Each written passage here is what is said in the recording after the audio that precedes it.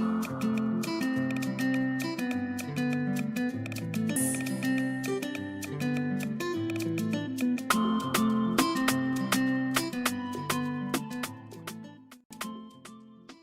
projet de la classe à l'air libre est né après avoir enseigné en STI 2D plusieurs années. J'ai ressenti une frustration d'être enfermée dans une petite salle avec des groupes de 27 élèves qui n'étaient pas très intéressés par la matière, par l'espagnol. Et j'avais aussi l'impression qu'on était à l'étroit. Las personas que no tienen señal, tengo diccionarios.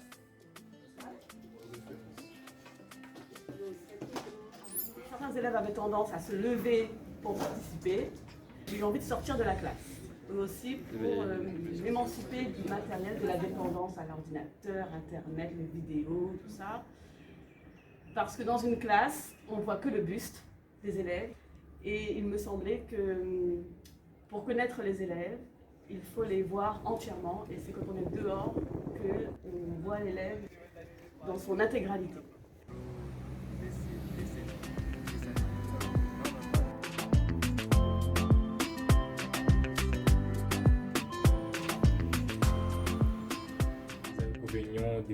Des cours à l'air libre, je pense que c'est l'environnement sauvage, parce qu'on est habitué à avoir un cadre éducatif scolaire adapté à nous, adapté à nos attentes, et on est habitué aussi à s'asseoir sur la chaise et à avoir une certaine posture d'élève. Du coup, quand on est en plein air, c'est assez difficile de trouver ses repères, et aussi c'est assez difficile d'être concentré vis-à-vis de la prof ou des assistants pédagogiques. Dans les cours à l'extérieur, j'ai constaté que le professeur est obligé de se relâcher un petit peu, d'être moins à cheval sur la discipline.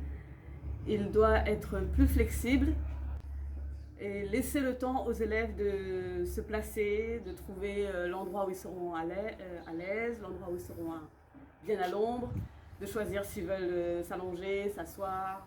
Donc on a l'impression que c'est une perte de temps, mais en réalité c'est un temps qui est nécessaire, puisque une fois qu'ils sont placés, une fois qu'ils sont installés, ils se mettent au travail naturellement. Ça permet aussi bien aux élèves qu'aux professeurs d'être plus relâchés, parce que dans la classe, finalement, il y a toujours une certaine tension. Le rapport avec le professeur est différent quand on est encore en plein air. Genre, la professeure interagit beaucoup plus avec nous, et c'est plus facile de comprendre vu qu'elle nous parle individuellement. Et aussi, ça permet d'avoir un échange avec le professeur d'une manière plus fluide. Et le professeur, il est moins dans les reproches, il n'est pas là, oui, mais arrête de faire moins de bruit, parce qu'à l'air libre, il y a des bruits automatiquement, donc il y a des reproches qu'il ne peut pas faire. Faire la classe dehors oblige à faire autrement. On ne peut pas donner d'explications collectives, on ne peut pas faire de traces écrites, on ne peut pas faire réciter une leçon. Donc le cours précédent qui se passe dans la classe est très important parce que c'est là qu'on va donner les outils aux élèves, c'est là qu'on donne les consignes, qu'on fait les groupes. Mañana en la clase al aire libre vais a hablar en espagnol. De façon à ce que au cours suivant, quand on va dehors, les élèves savent déjà avec qui ils doivent travailler, ils savent déjà ce qu'ils ont à faire. Todos son del mismo artista, de Kino.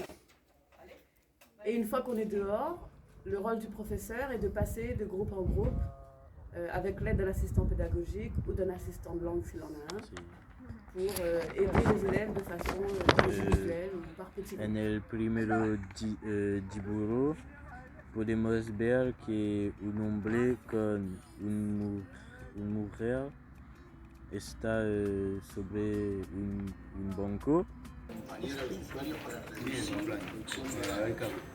El concepto de reducción de daños es clave en situaciones como esta en Argentina y en... Que me gusta es Tokyo Ghoul. ¿De qué trata Tokyo Ghoul? Sí, la serie trata de un mundo con ghouls que parece como humanos que deben comer de humanos para sobrevivir.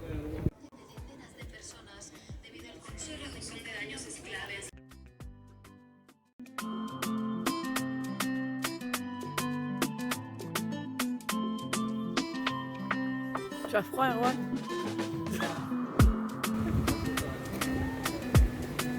Je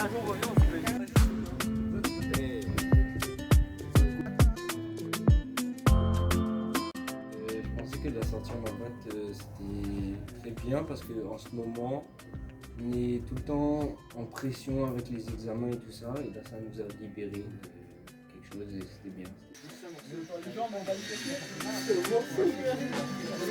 Le